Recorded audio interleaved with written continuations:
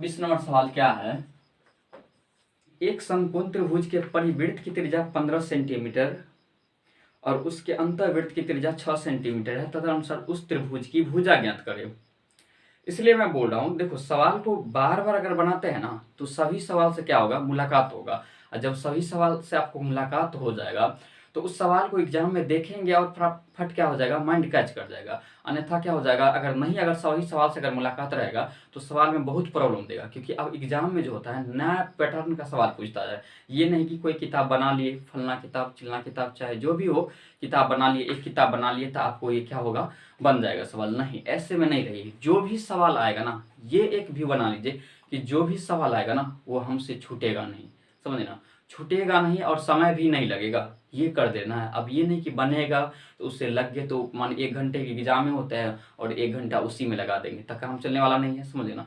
तो इसके लिए जितना कम समय लेंगे उतना ही आपका फायदा होगा, कि ताकि क्वेश्चन सॉल्व रहता है। अगर मान के चलो एक सवाल दे रहे हैं तो फिर आगे वाला क्या करेंगे, उसमें भी चलना पड़ेगा, है ना, उतना समय को कवर करना पड़ेगा, ताकि हमको क्या हो गया, अगला सवाल भी सॉल्व होगा। तो इसीलिए सवाल को क्या करो, अधिक से अधिक सॉल्व करो। जब अधिक से अधिक सवाल सॉल्व करेंगे तो माइंड पे तुरंत क्या होगा, बैठेगा और सब कुछ उसका ठीक ठाक हो जाएगा, समझ ना, जब सवाल अधिक सॉल्व करेंगे तो। चलिए हम देख लेते हैं। ये देखिए 26 नंबर सवाल क्या बोल, एक समकोण त्रिभुज है, तो एक समकोण त्रिभुज यहाँ देखिए कर लेते हैं। ये समकोण त्रिभुज है, ये समकोण त्रिभुज, ये कितने डिग्री पर हो जाएगा, 90 डिग्री पर, उसे कहते हैं समकोण त्रिभुज। यहां तक किसी को प्रॉब्लम नहीं। उसके बाद देखिए एक समकोण त्रिभुज है, उसके परिवृत्त की त्रिज्या जो है ना, परिवृत्त की त्रिज्या 15 सेंटीमीटर है और अंतर्वृत्त की त्रिज्या 6 सेंटीमीटर है। तो बताइए कि उस त्रिभुज के भुजा ज्ञात कीजिए। तो देखो सबसे पहले परिवृत्त, इसको परिवृत्त इसको बनाएंगे, देखिए गौर से, ये है परिवृत्त, ये देखिए ये हो जाएगा परिवृत्त, वो हो जाएगा। उसका अंतर्वृत्त, तो अंतर्वृत्त ये करेंगे, अंतर्वृत्त, अंतर्वृत्त ये चलेंगे। ये देखिए समझना, ये सेंटर है ये और ई है ये। तो हम एक चीज जानते हैं कि जब समकोण त्रिभुज रहे और परिवृत्त रहे तो समकोण त्रिभुज, ये नोट कीजिएगा फटाफट, समझ लेना, काफी फेमस है, कई बार पूछ चुका है कि समकोण त्रिभुज में, कौन से त्रिभुज में, समकोण त्रिभुज में ये सिर्फ काम करेगा। समकोण त्रिभुज में, त्रिभुज में जो होता है परिवृत्त का त्रिज्या जो होता है, परिवृत्त का त्रिज्या जो होता है, परिवृत्त का त्रिज्या जो होता है, त्रिज्या जो होता है वो क्या होता है, कर्ण का आधा होता है। उस कर्ण का क्या होता है, कर्ण का क्या होता है, आधा। ये हमको ध्यान में रखना पड़ेगा कि समकोण त्रिभुज में जो है ना परिवृत्त का जो त्रिज्या होता है वो क्या होता है, समकोण कर्ण का क्या होता है, आधा होता है। अर्थात ये वाला दिख रहा है, ये वाला, ये हो जाएगा। तो यहाँ हमको दे दिया है कि क्या चीज दे दिया है कि परिवृत्त की त्रिज्या क्या है, 5 सेंटीमीटर है। तो परिवृत्त की त्रिज्या, इसका मतलब क्या है, यहाँ से अगर यहाँ जाते हैं, यहाँ से यहाँ जाते हैं तो ये हो जाएगा 15 सेंटीमीटर, और ये भी कितना हो जाएगा, क्योंकि ये भी तो वृत्त का त्रिज्या ही है ना, तो 15 सेंटीमीटर, क्योंकि कर्ण का आधा होना चाहिए, तो कर्ण के आधा ये ले रहे हैं, और ये भी क्या हो जाएगा 15 सेंटीमीटर। तो ये लंबाई 15 सेंटीमीटर और ये लंबाई 15 सेंटीमीटर और ये लंबाई 15 सेंटीमीटर, और इधर अगर करेंगे तो ये भी क्या आ जाएगा, 15 सेंटीमीटर आ जाएगा। तो इसका मतलब क्या कि कर्ण की लंबाई टोटल कितना आ गया, 15 ये वाला और 15 ये वाला, तो 15 15 क्या हो जाएगा, 30 हो जाएगा। तो यहाँ जो हम कर सकते हैं कि ये तो क्या आ जाएगा, ये कर्ण की लंबाई आ जाएगा। तो कर्ण की लंबाई, इसका मतलब क्या, सबसे बड़ा भुजा, सबसे बड़ा भुजा कौन होता है, तो कर्ण ही होता है। कोई भी अगर समकोण त्रिभुज है तो उसमें सबसे बड़ा भुजा कौन होता है, कर्ण होता है। तो इसका मतलब 15 ये और 15 ये, तो टोटल कितना आ गया, 30। अर्थात यहाँ से यहाँ तक पूरी लंबाई कितना है, 30। तो एक भुजा तो हमको पता चल गया ना कितना, 30 है।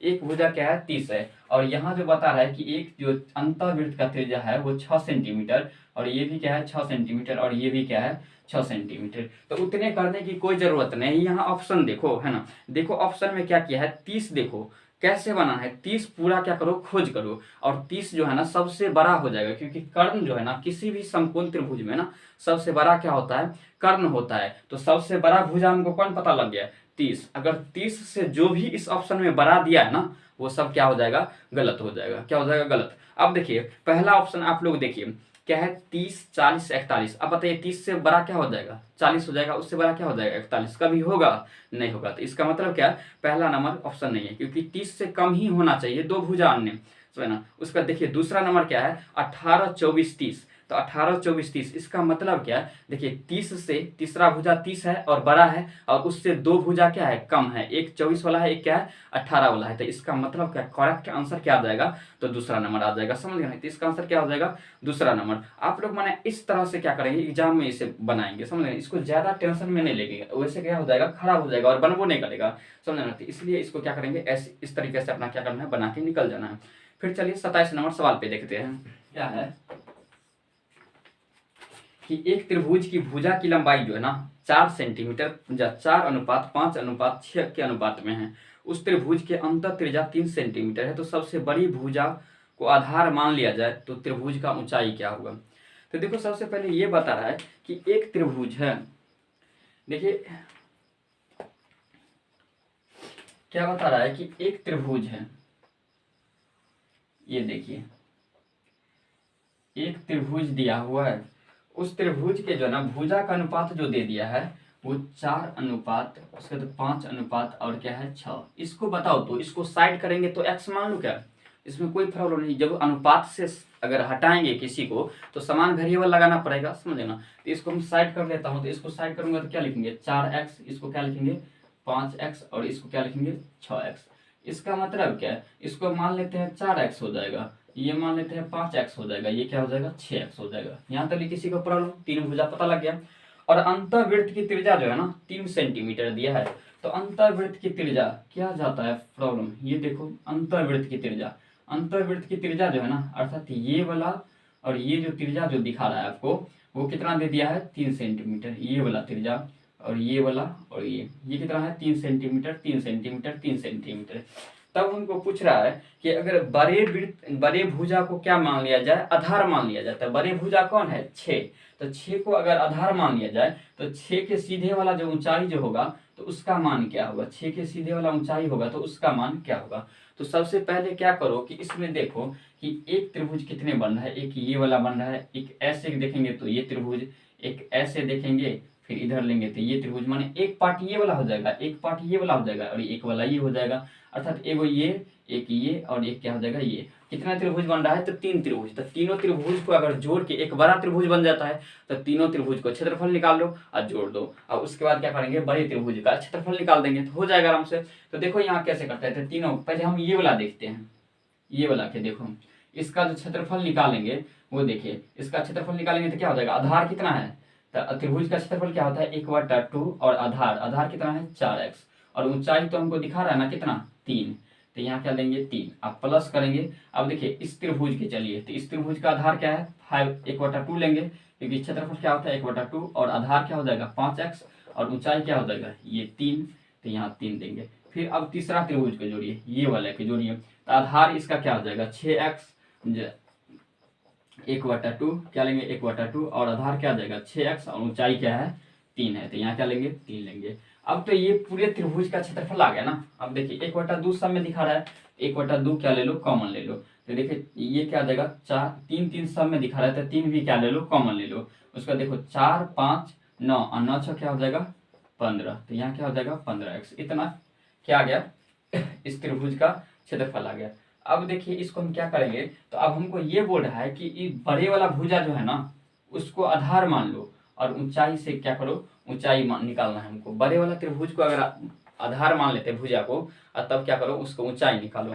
तो यहाँ से देखिए इसका बड़े वाला क्या हो जाएगा 6x। तो बड़े वाला के अगर त्रिभुज के अनुसार से चलते हैं तो क्षेत्रफल क्या होता है 1/2 और आधार कितना है 6x। तो 6x और ऊंचाई तो हमको नहीं ना मालूम है, ये वाला पूरा नहीं मालूम है, तो इसको मान लेंगे क्या h। अब बराबर में लिखेंगे ये अभी जो सभी त्रिभुज का जो क्षेत्रफल आया था 1/2 अगुने 3 अगुने क्या चीज 15x। अब देखिए यहाँ से x से x गया, 1/2 से 1/2 गया, उसका देखिए 3 दूनी क्या आ जाएगा 6। तो इधर क्या बच जाएगा, इधर बच जाएगा 2h और उधर हो जाएगा 15। तो h बराबर क्या आ जाएगा 15/2 और इसको काटेंगे तो h बराबर क्या आ जाएगा 7.5। 15 में 2 से भाग देंगे तो कितना आ जाएगा 7.5। अर्थात आपका आंसर जो आ जाएगा 27 का वो पहला नंबर आ जाएगा। कौन नंबर आ जाएगा पहला नंबर। समझ ना? तो सवाल को इसी तरीके से क्या करना है सॉल्व करना है, समझ ना, ताकि माइंड को जो है ना पूरे फ्रेश करके रखना है एग्जाम में। अगर एग्जाम में अगर माइंड फ्रेश नहीं रहेगा विचलित रहेगा तो कोई भी कैलकुलेशन जो है ना मिस्टेक भी हो सकता है और मिस्टेक होने की संभावना